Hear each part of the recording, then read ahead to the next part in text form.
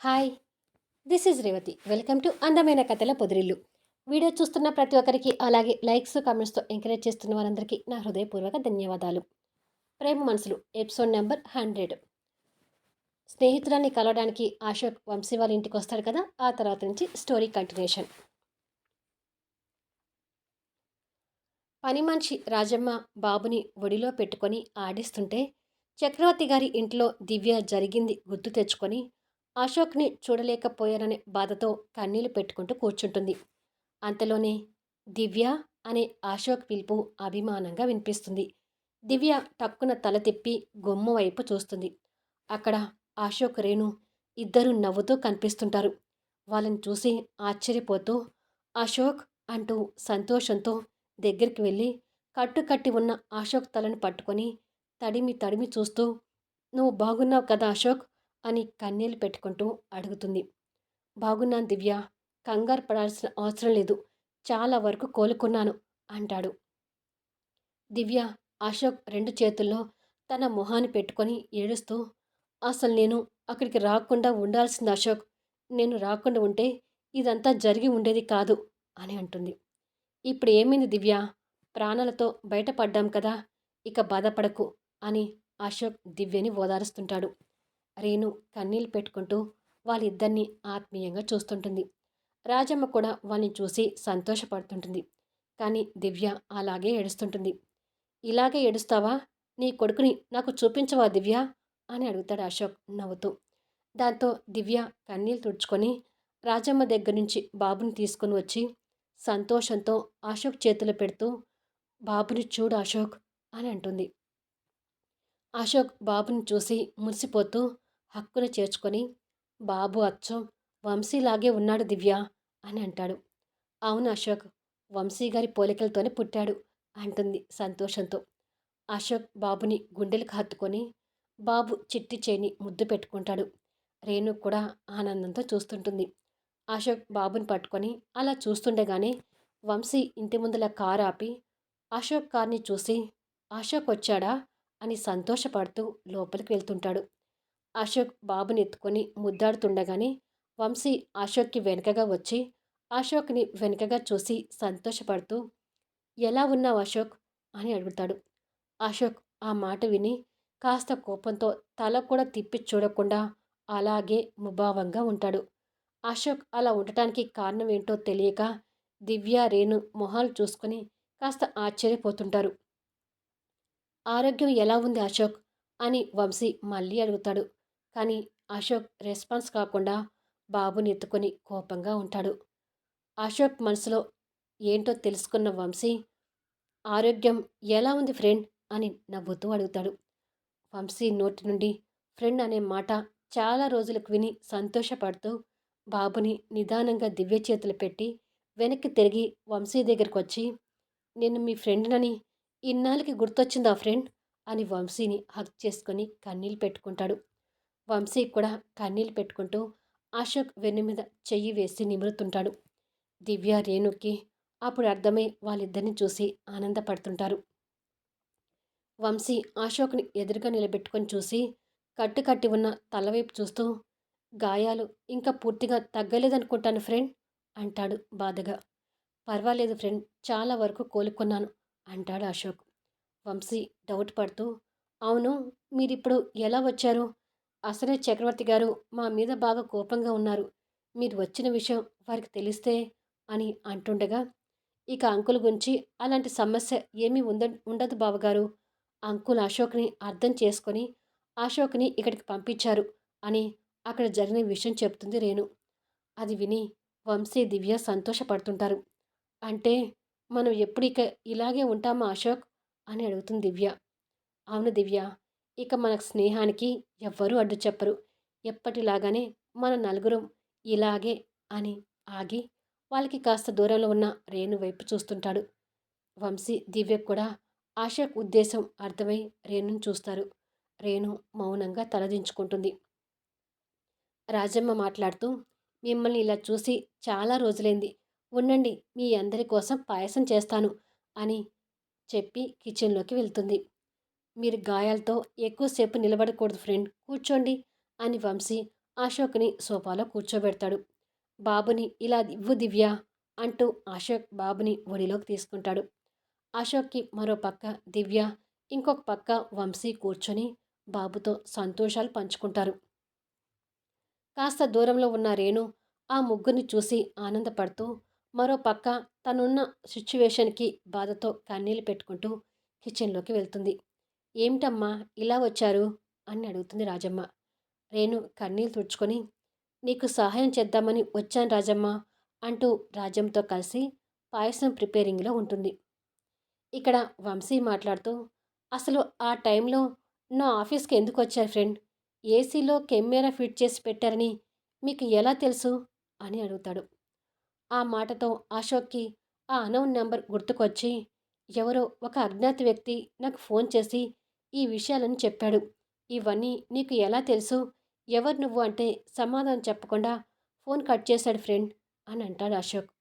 వంశీ ఆలోచిస్తూ ఒకవేళ ఆ వ్యక్తి మర్డర్ చేయడానికి వచ్చిన వ్యక్తి ఒకడేనంటారా అని అనుమానాన్ని వ్యక్తం చేస్తాడు. నో నో, ఇద్దరు ఒకటి కాదు. ఫోన్ చేసిన వ్యక్తి మీ మీద చాలా రెస్పెక్ట్తో సార్ సార్ అని సంబోధిస్తూ మాట్లాడాడు. అతను మిమ్మల్ని సేవ్ చేయాలనే ఉద్దేశంతోనే ఫోన్ చేసి చెప్పాడు అని అంటాడు అశోక్. నాకు ఫేవర్ చేయాలనుకున్న వ్యక్తి ఎవరై ఉంటారు అని వంశీ ఆలోచిస్తుంటే మన వెనక కీడు చేసే మనుషులే కాదు, మేలు చేసే మనుషులు కూడా ఉంటారని ఇప్పుడు అర్థమైంది వంశీ గారు అని అంటుంది దివ్య. అశోక్ కూడా ఆలోచిస్తూ ముందు మనం ఆ వ్యక్తి గురించి కాదు ఫ్రెండ్, దివ్యని అంత క్రూరంగా చంపాలనుకున్న ఆ దుర్మార్గుడు ఎవరో తెలుసుకోవాలి అంటాడు కోపంగా. అశోక్ అలా అనగానే దివ్య భయంతో ఆ విషయాన్ని డైవర్ట్ చేయాలని చూస్తూ చాలా రోజుల తర్వాత మనం ఇలా కలుసుకున్నాం, ఇప్పుడు ఆ దుర్మార్గుని గురించి మాట్లాడడం ఎందుకు, వదిలేయండి అని అంటుంది. దివ్య ఆ మాట అనగానే వంశీ దివ్య వైపు అనుమానంగా చూస్తుంటాడు. ఇంతలో రేణు పాయసం బౌల్స్తో వస్తే రాజమ్మ అశోక్ దగ్గర నుంచి బాబుని తీసుకుంటూ మీరు పాయసం తినండి, బాబుని నేను తీసుకువెళ్ళి ఆడిస్తుంటాను అని బాబుని తీసుకుని వెళ్తుంది. రేణు వంశీకి పాయసం బౌల్ ఇచ్చి అశోక్ ముందుకు తీసుకొస్తుంది. అశోక్ రేణు కళ్ళలోకి చూస్తూ బౌల్ అందుకుంటాడు. రేణు కూడా అశోక్ వైపు ముభావంగా చూసి తర్వాత దివ్యకి అందించి తను కూడా మరో బౌల్ తీసుకొని పక్కకు నిలబడుతుంది. ఆ ముగ్గురు నవ్వుతూ పాయసంతో ఆనందాలు పంచుకుంటూ మాట్లాడుకుంటూ ఉంటారు. రేణు కూడా ఆ పాయసం తినబోయి స్పూన్ని నోటి వరకు తెచ్చుకొని నవ్వుతూ మాట్లాడుకుంటున్న ఆ ముగ్గురిని చూసి సంతోషపడుతూనే మరో పక్క కన్నీళ్లు పెట్టుకుంటూ కిచెన్లోకి వెళ్ళి పాయసం బౌల్ని పక్కకు పెట్టి ఏడుస్తుంటుంది. ఇలా కొద్దిసేపు తర్వాత మొహం కడుక్కొని బయటకు వచ్చేసరికి వంశీ మాట్లాడుతూ ఇక్కడి పరిస్థితులు అమ్మా నాన్నకు తెలియకుండా ఉంచాను ఫ్రెండ్, బాబు బారసాల వరకు పింకీని తీసుకొని వచ్చేస్తారు అని. బయటకొచ్చిన రేణుని చూసి పింకీ బారసాల ఫంక్షన్లో నీ అల్లరితో అశోక్ని ఆఫీస్ బాయ్ని చేసి పనులు చేయించావు, మరి ఈసారి అశోక్తో ఎలా పనులు చేస్తావో నీ ఇష్టం రేణు అంటాడు వంశీ నవ్వుతూ. అశోక్కి ఆ సీన్ గుర్తొచ్చి నవ్వుతూ రేణు వైపు చూస్తాడు. నేను బారసాల ఫంక్షన్కి ఇక్కడ ఉండటం లేదు బావగారు, అప్పటికే మలేషియా వెళ్ళిపోతాను అంటుంది తలదించుకొని. అశోక్ అది విని బాధపడుతూ ముభావంగా సగం తిన్న పాయసం బౌల్ని పక్కకు పెడతాడు. వంశీ దివ్య మొహంలో కూడా బాధ కనిపిస్తుంటుంది. మరికొన్ని గంటల తర్వాత కుటుంబ సభ్యుల ముందు అశోక్కి కత్తిగాయం ఉన్న దగ్గర డాక్టర్ డ్రెస్సింగ్ చేస్తూ మీరు జాగ్రత్తగా ఉండకపోతే ఈ గాయాలు తగ్గడం కష్టం సార్, కొన్ని రోజుల వరకు పూర్తి రెస్ట్ కావాలి, రోజుకి కొంతసేపు మాత్రమే వాకింగ్ చేయండి, అది కూడా ఈ గాయాల మీద ఒత్తిడి పడకుండా మరొకరి సపోర్ట్ తీసుకుంటూ వాకింగ్ చేయాలి, అంత జాగ్రత్తగా ఉంటేనే మీరు త్వరగా కోలుకుంటారు అని అంటాడు. ఓకే డాక్టర్, ఈరోజు కాస్త స్టెయిన్ అయిన మాట నిజమే, కానీ ఇక నుంచి జాగ్రత్తగా ఉంటాను అంటాడు అశోక్. డాక్టర్ డ్రెస్సింగ్ చేయటం పూర్తి చేసి నేను ఇచ్చిన టాబ్లెట్స్ టైంకి వాడుతుండండి, ఏదైనా అవసరం అనిపిస్తే వెంటనే ఫోన్ చేయండి, వచ్చేస్తాను అని చెప్పి డాక్టర్ వెళ్ళిపోతాడు. చక్రవర్తి గారు కొడుకు మొహంలో ఆనందాన్ని చూసి మాట్లాడుతూ వంశీ దివ్యని చూసి కలిసి వచ్చిన తర్వాత నీ మొహంలో అసలైన ఆనందం కనిపిస్తుంది నాన్న, ఇక నుండి నా వల్ల ఏ చిన్న ఇబ్బంది కలిగినా మనసులో పెట్టుకోకుండా చెప్పు, నీ ఆనందం కంటే ముఖ్యమైనది ఈ తండ్రికి మరొకటి లేదు అంటాడు అభిమానంగా కొడుకు తల నిమురుతూ. అశోక్ సంతోషంతో తండ్రి చేతిలో చేయి పెట్టి థ్యాంక్ యూ నానా అంటాడు. నువ్వు నాకు థ్యాంక్స్ చెప్పడం ఏమిట్రా, ఇంకా నేనే నీకు సారీ చెప్పాలి. ఇక ఏవి మనసులో పెట్టుకోకుండా హాయిగా రెస్ట్ తీసుకో అని భార్య కూతురు వైపు చూసి మనం వెళ్దాం పదండి పూర్ణ అంటాడు. పూర్ణ భారతి అశోక్ వైపు చూసి ఏదైనా కావాలన్నా ఈ రూమ్లోకి తెప్పించుకో, మాట మాటకి కిందికొచ్చి ఇబ్బంది పడకు అని చెప్పి వెళ్తారు. లాస్య కూడా అశోక్ దగ్గరికి వచ్చి ఏదైనా అవసరం ఉంటే నన్ను పిలువు బావా, నిన్ను వచ్చి నీకు సహాయం చేస్తాను అని రేణు వైపు ఓర్వలేని తనంతా చూస్తూ వెళ్తుంది. వాళ్ళందరూ వెళ్ళిపోయిన తర్వాత అశోక్ రేణు మొహంలోకి దీర్ఘంగా చూస్తూ ఏంటి రేణు అలా అయిపోయావు అని అడుగుతాడు. ఎలా అయిపోయాను అని అడుగుతుంది. అశోక్ నిదానంగా లేచి కూర్చోబోతుండగా రేణు వచ్చి అశోక్ని పట్టుకొని వెనక పిల్లో వేసి బెడ్ రెస్ట్కి నిదానంగా ఆనిచ్చి కూర్చోబెడుతుంది. నిజం చెప్పాలంటే నాకన్నా నువ్వే పేషెంట్లా ఉన్నావు రేణు, సరిగ్గా తినడం లేదా అని అడుగుతాడు. ఇంతలో వెంకటమ్మ జ్యూస్ గ్లాస్తో వచ్చి మీరంటున్నది నిజమే బాబుగారు, మీకన్నా ఆవిడ గారే పేషెంట్లా ఉన్నారు. మీకు ఇలా అయిన దగ్గర నుంచి నిజంగానే సరిగ్గా తినడం లేదు. ఇదిగోండి ఈ జ్యూస్ తనకి ఇచ్చి తాగమని చెప్పండి అని జ్యూస్ గ్లాస్ అశోక్ చేతికి ఇస్తుంది. నాకిస్తావేంటి వెంకటమ్మ, తనకి డైరెక్ట్గా ఇవ్వచ్చు కదా అంటాడు. ఆవిడ గారితో నేను మాట్లాడడం లేదు, తన దోస్త్ కటీఫ్ అంటుంది తన వైపు చూసి మూతి తిప్పుకుంటూ. అశోక్ రేణు వైపు చూస్తుంటాడు. తిరిగి వెంకటమ్మ అశోక్తో మాట్లాడుతూ మీకు డాక్టర్ ఈరోజు డిన్నర్కి భోజనం పెట్టకుండా ఇడ్లీ పెట్టమన్నారు, మీకోసం వేడివేడి ఇడ్లీ చేసి తీసుకొస్తాను అని చెప్పి వెళ్ళిపోతుంది. అశోక్ రేణుకి జ్యూస్ ఇస్తూ వెంకటమ్మ మాటల్ని తప్పుగా అర్థం చేసుకోక రేణు, నిజానికి నువ్వంటే వెంకటమ్మకి చాలా ఇష్టం. ఆ అభిమానంతోనే ఇలా మాట్లాడుతుంది.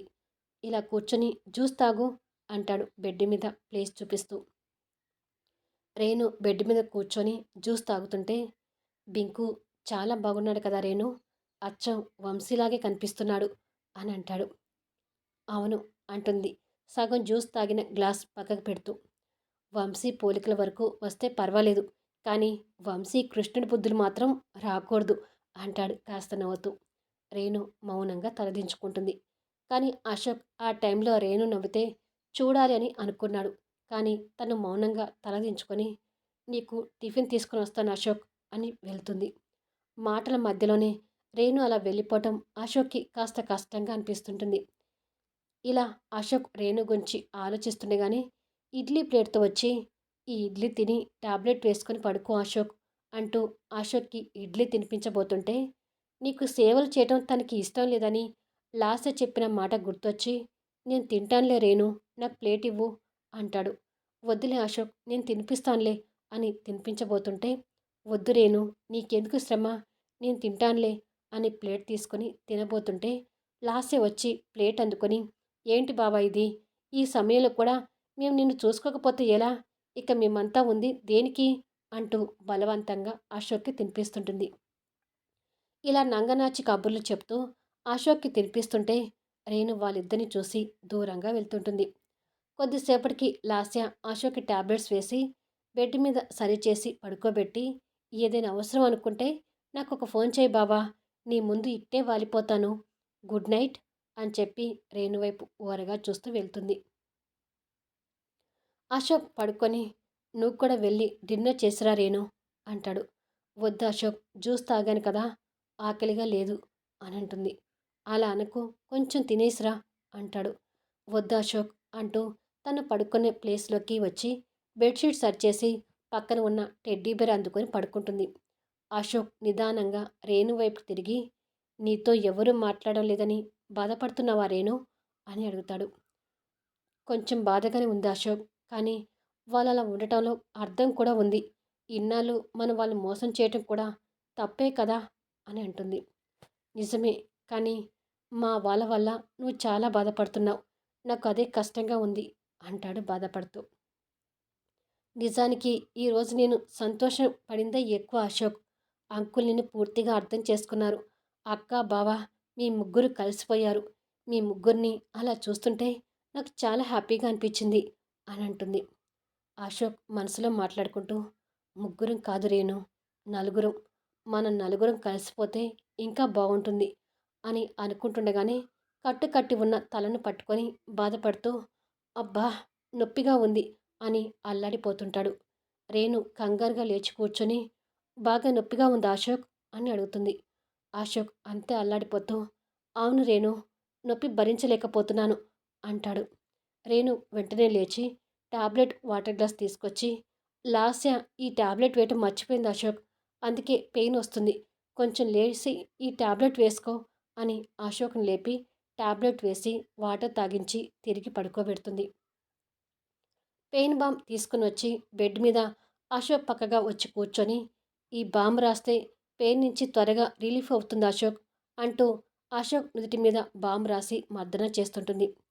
నీకు ఎక్కువ శ్రమ కలిగిస్తున్నాను రేణు అంటాడు.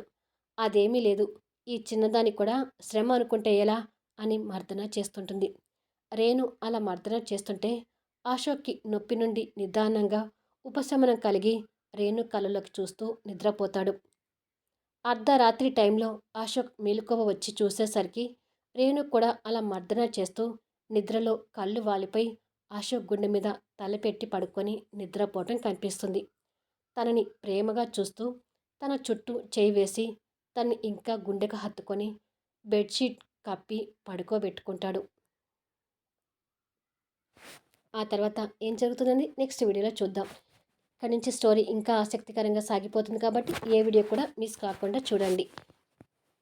ఈ వీడియోపై మీ అభిప్రాయాలు తెలుపుతూ కామెంట్స్ ఇవ్వండి. అలాగే లైక్స్ ఇచ్చి ఎంకరేజ్ చేయడం మర్చిపోకండి.